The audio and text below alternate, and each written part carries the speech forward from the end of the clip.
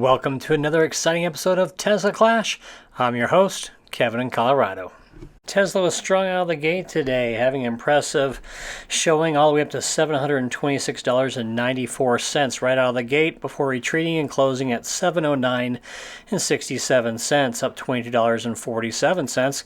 That compared to the NASDAQ, which was only up about 8 points. Both the Dow and the S&P slipped slightly. Right now, futures are showing in the green. And here we can see a nice chart here of the classic pennant pattern. The shares look to be breaking out of what technical traders would call a pennant pattern.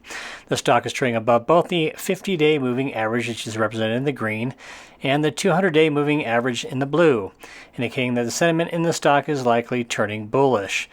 Each of these moving averages may hold as a possible area of support in the future. The price was condensed tighter and tighter until there was no place for it to go. The pattern before the stock finally saw a breakout higher, which we're seeing today. The relative strength index, RSI, has been moving higher and now sits at 68. This shows there has been many more buyers of Tesla stock. And here we see those buyers in the last 5 days. Big institutional shares and the millions of shares traded shows in the green, so good activity. Then finally we have the 3-month breakout. You see the classic W pattern here in the last 3 months, going all the way down the dip, down to the 600s, and then recovering. Okay, let's talk about some up-and-coming catalysts for Tesla stock. Obviously, we have AI Day coming up on August the 19th. Elon says this is going to be primarily for recruiting, but we know they're going to talk a lot about full self-driving and the future of Dojo, which is their neural net training supercomputer of the future. So looking forward to that event. Catalyst number 2, we have the $1 trillion infrastructure bill from Senator Chuck Schumer, putting that on the floor, talking about that thing being 2,700 pages. This is as of 2 hours ago. And he's keeping the Senate in session and not letting them go on their August recess until they actually vote. So I expect this to get passed sometime late this week and be sent to the House. And last but not least, we have catalyst number 3, FSD version 9.1, full self-driving. Let's watch this clip. We are approaching our first right at a red light, which also happens to have a fence obstructing the view of incoming traffic quite a bit.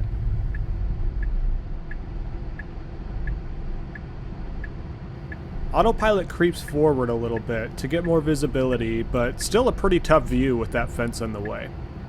I think the creeping behavior in this update has been improved significantly, which you'll see better examples of later on in this video. Creeping a little more forward, we're basically creeped up all the way to where I would be as a human driver, just far enough not to obstruct traffic. Autopilot waits for the car across the intersection from us to complete his left turn, and then proceeds. Coming up here, the lane we're in splits into 2 separate lanes in a pretty confusing way, and in situations like this, FSD Beta 8 struggled quite a bit with making a decision on a lane, and usually made some crazy steering inputs, but I think Beta 9.1 actually handles this one really well. Also think it's pretty interesting to point out that even though we're surrounded by cars at this light right now, it seems like it's actually able to visualize oncoming traffic a few lanes over really well. I don't know exactly how it was doing this, but it is pretty cool to see. In a few moments, we will be making the turn into the Target parking lot to get to the supercharger, and parking lots are definitely something that previous versions of the beta struggled with quite a bit. I think once Smart Summon and the City Streets beta get merged, we'll see some really big improvements in this area. Unfortunately, that hasn't happened yet, but let's go ahead and see how version 9.1 does. First, we have an unprotected left turn to get us into this parking lot. As you can see, there is a car directly in front of us that's kind of obstructing the view of oncoming lanes. So the beta was a little slow to proceed here. I think it was just trying to be extra safe, but it does get us in the parking lot nicely. We then have a super tight right-hand turn to make with the car in the way, and you'll actually see the beta turn the steering wheel left for a moment in order to position the car to clear this curb. I was super impressed with this. Version 9 seems to do a lot better job of knowing where the car is on the road and staying away from curbs that can cause damage. You probably also did see my hand there. A few have left comments to say it's actually me driving in all of these videos, but I assure you that it is the beta driving. I just want my hands to be ready to take over at a moment's notice in case it gets too close to anything. It also did go down the wrong parking row. The supercharger was one more to the right, but close enough, I guess. New random destination set in the nav. Let's see if it can get us out of here. Another pretty tight area here. I feel like parking lots are definitely still uncomfortable for the beta, and I feel the steering wheel jerkiness a lot more in places like this than anywhere else, which I guess is understandable because parking lots can be a pretty rough place to drive. Seems like autopilot was ready to proceed through this right turn, but then cancels it right away when it realizes it's not going to be able to swing narrow enough to miss the truck approaching from the right.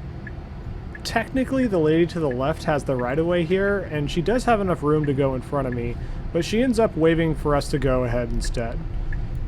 Autopilot swinging a bit wide here. I think it may have mistaken the parking row on the left for the left turn we're supposed to be making right now, but I'm not sure. We do get a bit lucky here and have no approaching traffic from the left or right, and autopilot just creeps through this entire thing and never actually stops. This did feel pretty human-like, honestly. Just a monster improvement over beta version 8.0 that's in my Tesla Model 3, which is still doing phantom braking going underneath the overpass. So we'll see what happens ahead here, but great short-term catalyst here. I expect Tesla stock to continue to rise over the next couple weeks. See you tomorrow.